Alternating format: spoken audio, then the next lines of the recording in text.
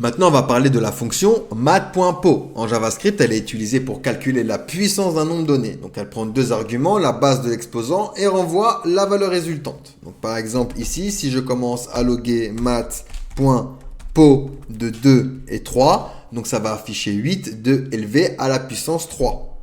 Donc, si hop, je commence à exécuter mon script, j'ai bien 8 qui s'affiche. Si je mets ici 4 et par exemple 0,5, donc il va afficher 2, la racine carrée de 4. Donc ici, tac, ici j'exécute, je vais bien avoir 2. Donc on utilise mathpo pour calculer la puissance des nombres donnés. Dans le premier exemple, elle nous renvoie 8 car 2 élève à la puissance 8. Donc c'est égal à 8. Et dans le deuxième exemple, la fonction renvoie 2 car la racine carrée de 4 est égale à 2. Il est important de noter que mathpo renvoie toujours un nombre de type number. Si l'exposant est un nombre à virgule flottant, comme dans le deuxième exemple, la fonction effectue un calcul de puissance avec précision. De plus, si l'exposant est 0, la fonction renvoie toujours 1, quelle que soit la base donnée.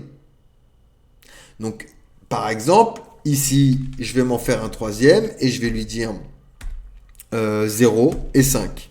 Ensuite, je m'en fais un autre où je vais dire moins 2 et 3. Hop, et ici, je vais lui dire carrément nan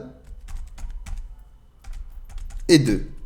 Donc, je vais exécuter maintenant mon script. Et je vais avoir, vous voyez, ici 0. 0 élevé à la puissance 5 est égal à 0. Ensuite, moins 8. Moins 2 élevé à la puissance moins 3 est égal à moins 8. Et ensuite, j'ai nan. Parce que ça affiche nan, la base n'est pas un nombre.